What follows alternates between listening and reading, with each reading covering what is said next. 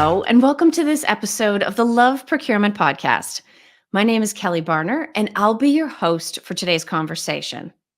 I am glad to welcome Carmen Carulli, former country procurement director and now sales director at L'Oreal, as well as the authorship of Leadership dell'Essere in Italian, the English translation of the title being Leadership of Being. It's a book about the soft skills all future leaders will need. Hi, Carmen. Thank you so much for being with me today. Thanks a lot, Kelly. It's a pleasure to be here with you. Now, you've been very busy. You were in procurement, now you're in sales, and somehow you timed to write a book. Tell us a little bit about your larger professional journey to this point. You're right. I'm really fairly. And I'm Carmen, you know that. And usually when I define myself, I usually say that I'm an half and half. So 50% creative and another 50% analytical. And this is also in particular because I have many passions, I can say, and really, really different also, like fashion, art, design, psychology, but as well as also naturally my great love for finance, numbers, goals, and challenges.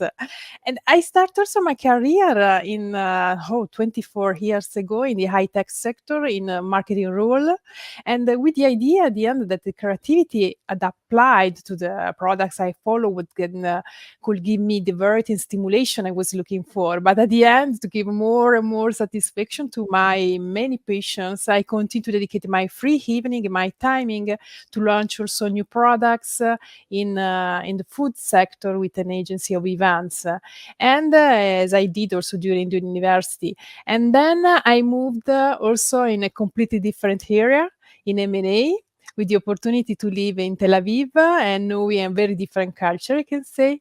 And after that, I decided to enter in the purchasing department in a new company, in particular in the pharmaceutical sector. And then I joined also in the Italian Association of Purchasing because for me it was very important also to learn the specific of the role, deciding so to become like a trainer, certify a lot of other buyers in the Italian market. And now I can say that most of them are purchasing director. In my path, I had also the opportunity to lead resources from the beginning, and it was very good because I received also for that a good exchange in terms of experience and skills.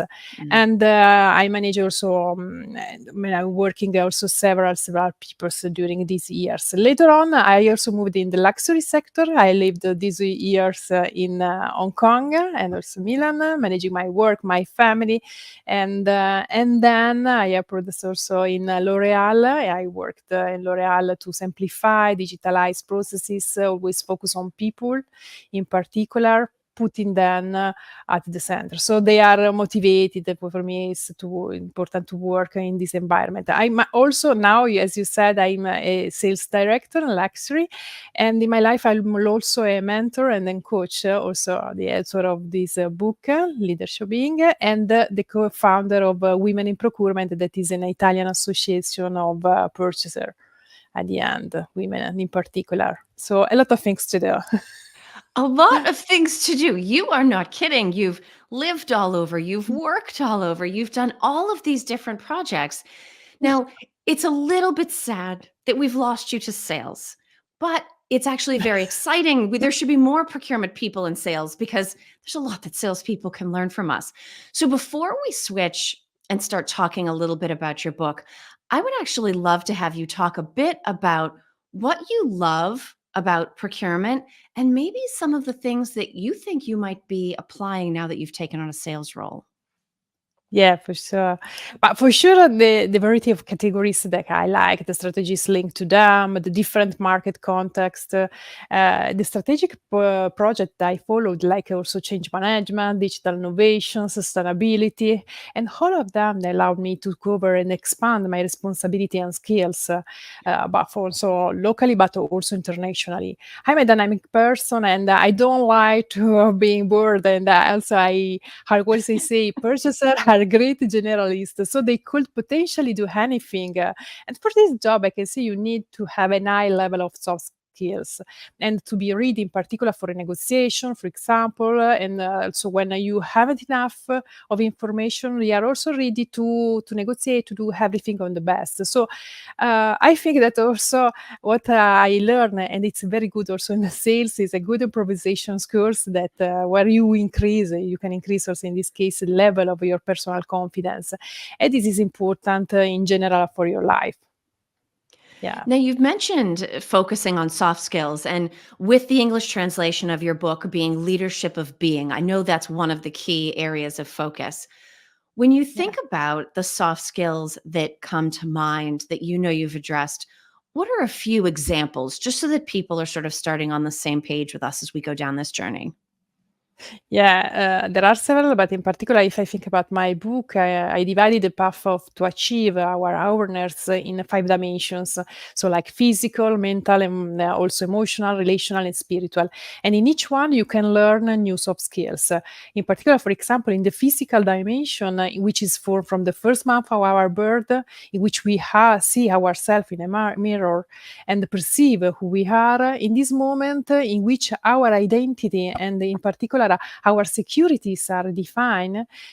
Thinks about when we are teenagers like that, we compare ourselves more and more, Yeah. and often we feel frustrated and not feeling so perfect in this phase. So, and the soft skills in this case of resilience is developed, because at the end you have a frustration from one side, from the other side you can develop your resilience, and we need also to work on ourselves to increase in particular our gratitude. Also, this is another one for who in particular we are, and what is given to us.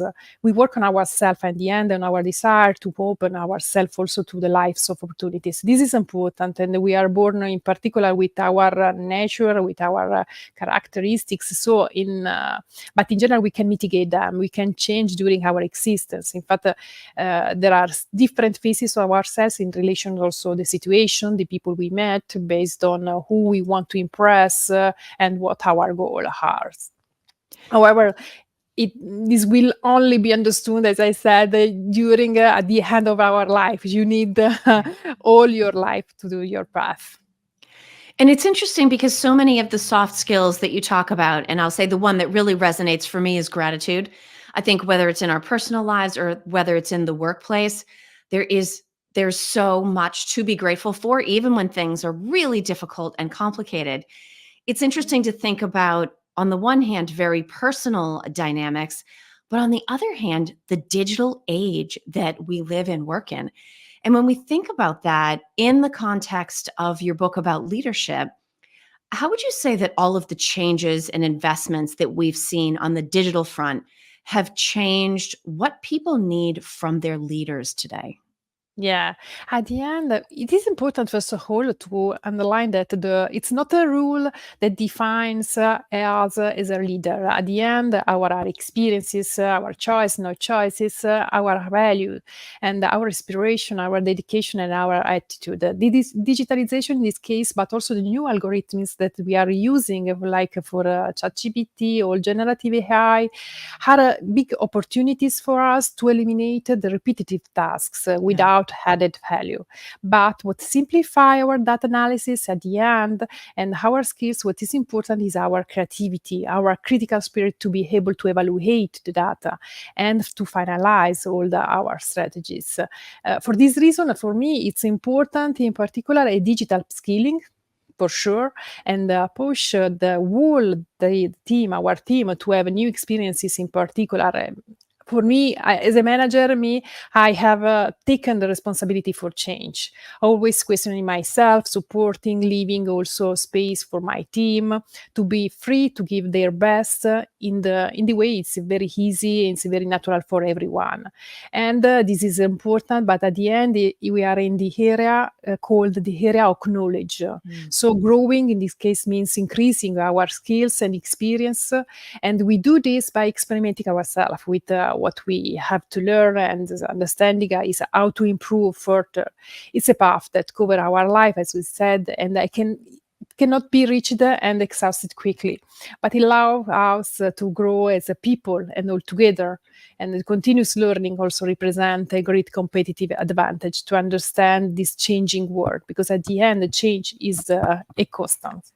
Absolutely, it is. Well, and it's Yeah, interesting you gave the example of, I think you said analytical creativity.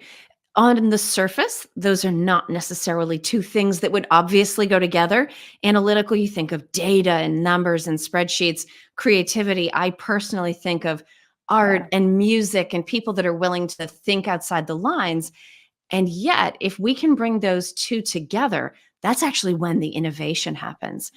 Um, right. and part of, you talk about leadership and the fact that change is a constant. I remember early in my career, I was very much a rules follower, being a firstborn. If these are the rules, this is what I'm going to do.